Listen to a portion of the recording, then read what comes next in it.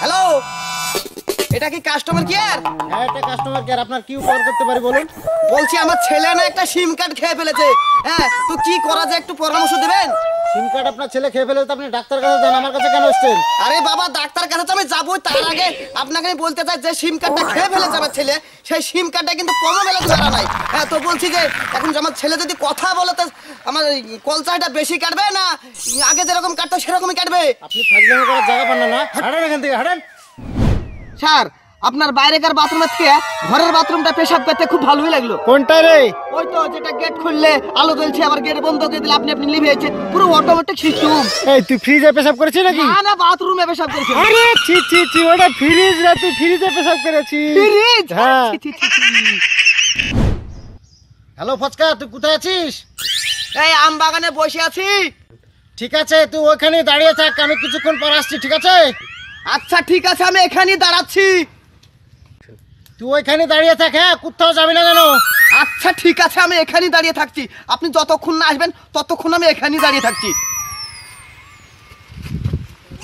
ও দাদা, সে সকাল থেকে দেখছি এখানে দাঁড়িয়ে আছে, এখন সন্ধ্যা হয়ে গেল, কি ব্যাপারটা কি আপনার? আরে ভাই, আমি প্রথমে এখানে বসেই ছিলাম, ও রাজীব দাবার ফোন করে বললো তুই ওইখানে চুপচাপ দাঁড়া, কোথাও যাবি না, ওই জন্য আমি দাঁড়িয়ে আছি। আপনি তো বেশ ইমানদার মানুষ। হ্যাঁ হ্যাঁ, ঠিকই বলেছেন। এখন রাজীব দা যদি 6 মাস না আসে, আমি 6 মাস এখানে দাঁড়িয়ে থাকবো।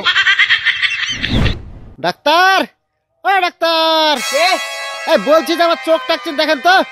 আপনার চোখে চশমা লাগবে? এই ডাক্তার, আপনি আমার চোখ না দেখে কি করে বুঝলেন আমার চোখে চশমা লাগবে? তা আপনি মেন গেট দিয়ে না ঢুকে আপনি তো জানলাতে ঢুকেছেন, ওই জন্যই বুঝেছি আপনার চশমা লাগবে। তা কিরে ফচকা, হ্যাঁ। এই সেজে গুজে কোথায় যাবি? ও, বৃন্দাবন দেখতে যাবো গো। বৃন্দাবন দেখতে যাবি মানে? ও, আমাকে তো আমার বাপ বললো যে মাঠে ধান কাটতে যায়। হ্যাঁ, তো এবার আমি আবার ধান কাটতে যাইনি। হ্যাঁ, বাপ আবার মাকে ফোন করেছে যে মা বলেছে তোমার ছেলে ধান কাটতে যায়নি। হ্যাঁ, বাপ আবার মাকে বললো যে আচ্ছা ঠিক আছে, তুই রেডি হয়ে থাকতে বল আমার ছেলেকে। হ্যাঁ, আইসে আমি ওকে বৃন্দাবন দেখাচ্ছি, ওই জন্য বাপ আসলে চলে যাবো বৃন্দাবন দেখতে।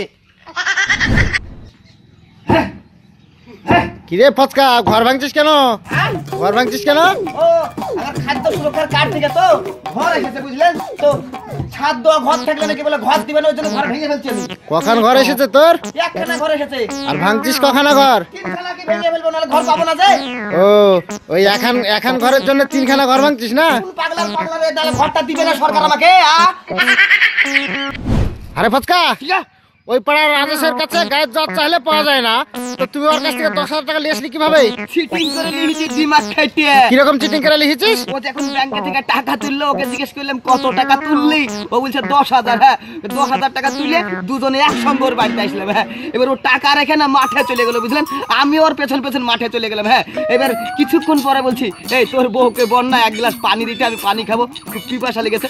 ও বলছে আচ্ছা ঠিক আছে, যা আমি বউকে বলে দিচ্ছি। এবার ওর বউকে গিয়ে বললাম আপনার কাছে বলে 1000-10 টাকা আছে তো আপনার বর দিতে বললে। হ্যাঁ, এবার ওর বউ বলছে কই গো টাকা দিতে বললে? তো বলছে হ্যাঁ হ্যাঁ দে দে দে। এ ভাবছে যে পানি চাইছি আমি। হ্যাঁ, আর ও ভাবছে যে টাকা দিতে বলেছে। এই করে 10,000 টাকা দিলে হাওয়া আমি। হাই ফ্রেন্ডস, যদি মন খুলে হাসতে চাও তাহলে এনএমটি স্টুডিও চ্যানেলটিকে সাবস্ক্রাইব করুন। হ্যাঁ, এই এত বড় একটা ঘন্টা আছে, ঘন্টাটা দাবাতে কোনো সময় ভুলবেন না। হ্যাঁ, আর আমি এবার কি বলবো, আগে লোকে বলতো এটা কাজ কলা, এখন এটা হচ্ছে লাইক। এটা দিতে আপনারা এখন ভুলবেন না, ঠিক আছে? অবশ্যই ইউটিউব যারা দেখেন অবশ্যই এটাকে লাইক করবেন অবশ্যই।